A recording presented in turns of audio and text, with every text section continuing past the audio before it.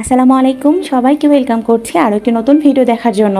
তার সঙ্গে আশা রাখছি আপনারা যেখান থেকে আজকের এই ভিডিওটি দেখছেন আল্লাহ তাআলার অশেষ রহমতে সবাই ভালো আছেন, সুস্থ আছেন। আলহামদুলিল্লাহ, আল্লাহ তাআলার অশেষ রহমতে আমি এবং আমার পরিবারবর্গ সবাই ভালো আছি, সুস্থ আছি। আর এই ভালো থাকা সুস্থতার সহিত পরিবারকে নিয়ে বাইরে বের হয়েছি। কোথায় যাচ্ছি সেটাই আজকে আপনাদের সঙ্গে শেয়ার করব। তো পদ্মা নদীর পাড়ে এসে পৌঁছে গিয়েছি, তো চলুন একটু ঘুরে দেখি। হিমালয়ের গঙ্গোত্রী হিমবাহ হতে প্রবাহিত পদ্মা নদী আর সুদীর্ঘ পদ্মা নদীর তীর ঘেঁষে প্রায় 97.17 বর্গ কিলোমিটার আয়তন নিয়ে আমাদের এই শহর। আমাদের এই শহরটি কিন্তু বাংলাদেশের উত্তর পশ্চিম অঞ্চল ও সীমান্তবর্তী একটি জেলা, আর এটি বাংলাদেশের পুরাতন জেলাগুলোর মধ্যে অন্যতম একটি জেলা। আমাদের এই শহরকে কিন্তু নানা নামে ডাকা হয়। কেউ বলে সবুজের নগরী, কেউ বা বলে শিক্ষা নগরী, কেউ বা বলে শান্তির নগরী, কেউ তো আবার আধুনিকতার ছোঁয়া দিতে বলে green city, clean city, the city of pitch.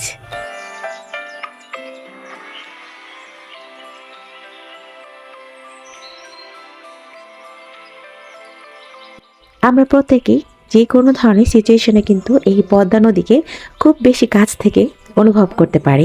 একই পদ্মার আলাদা আলাদা ভালো লাগার স্থান রয়েছে এই শহরে।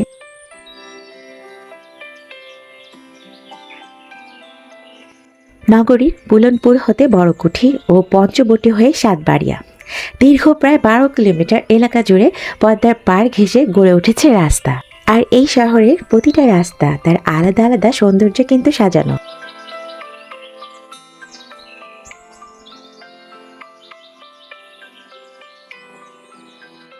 এই শহরের উত্তরে নওগাঁ, দক্ষিণে ভারতের পশ্চিমবঙ্গ রাজ্য, কুষ্টিয়া আর পদ্মা নদী, পূর্বে নাটোর আর পশ্চিমে রয়েছে চাঁপাইনবাবগঞ্জ। পঞ্চদশ শতকে রাজা গণেশ নাকি এখানকার অধিপতি ছিলেন, আর তিনি রাজা শাহ নামেও কিন্তু পরিচিত ছিলেন। তো মনে করা হয় তার নাম অনুসারে রাজা আর শাহকে একত্রিত করে রাজশাহী শহরের নামকরণ করা হয়েছে। তবে ইতিহাসবিদ অক্ষয় কুমার মৈত্রের মতে এই শহরের নাম রাজশাহী নাকি রানী ভবানীর দেয়া নাম, আর রানী ভবানী ছিলেন রাজা রামকান্তের স্ত্রী।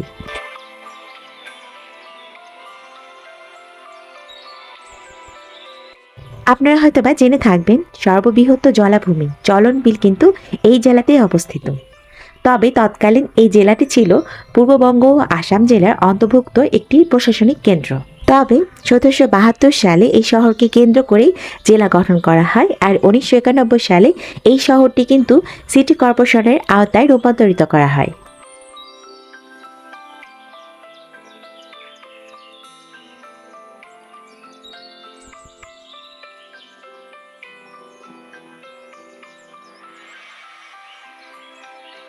এই শহরটি কিন্তু প্রাচীন পুণ্যবহদন জনপদের ঐতিহ্য বহন করে।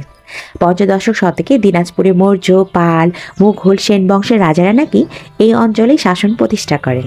তবে এই শহরের আদিপূর্ব নাম ছিল রামপুর বোয়ালিয়া, পরবর্তীতে এর নামকরণ করা হয় রাজশাহী।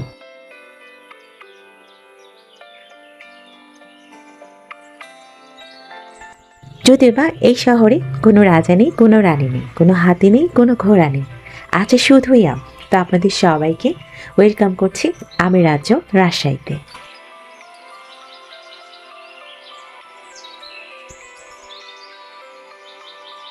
তবে আমার আনাড়ি হাতের করা ভিডিওতে আপনারা এই সবুজে ঘেরা শহরের সৌন্দর্য হয়তো বা কখনোই সেভাবে উপভোগ করতে পারবেন না। তবে সব থেকে ভালো হয় যদি কখনো সময় সুযোগ হয় এসে ঘুরে যাবেন।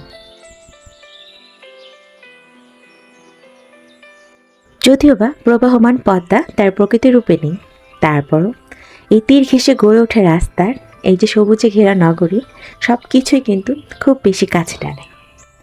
আর বলতে ইচ্ছা হয়, সতত হে নথ তুমি পড়ো মোর মনে, সতত তোমার কথা ভাবি এ বিরলে।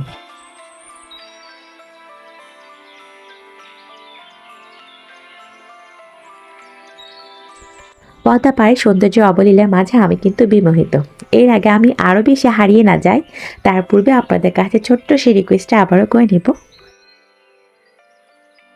আমার সক্ষমতায় তৈরি করা এই ভিডিওগুলো যদি আপনাদের কাছে একটু হলেও গ্রহণযোগ্যতা পায়, আপনারা চাইলে কিন্তু আমার এই ছোটো চ্যানেলটিকে অবশ্যই সাবস্ক্রাইব করে রাখতে পারেন।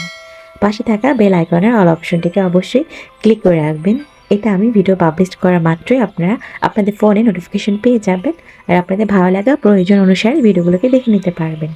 আর ভিডিওগুলো যদি আরও একটু বেশি ভালো লেগে যায়, আপনারা চাইলে ফ্রেন্ডস অ্যান্ড ফ্যামিলির মাঝে কিন্তু এই ভিডিওগুলোকে অবশ্যই শেয়ার করতে পারেন।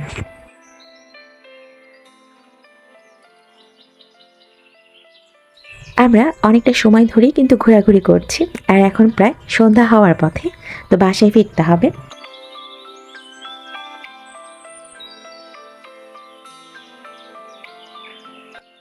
আমাদের এই চারপাশটা কতই না সুন্দর, আর এই চারপাশটা পরিষ্কার পরিচ্ছন্ন রাখার চেষ্টাটাও কিন্তু আমাদের প্রত্যেকেরই করে যেতে হবে। যেখানে সেখানে ময়লা আবর্জনা ফেলে এই সুন্দর সবুজে ঘেরা নির্মল বাড়ির শহরটি যাতে সৌন্দর্য হারা না হয়, সেই চেষ্টাটাও কিন্তু আমাদেরকেই করতে হবে।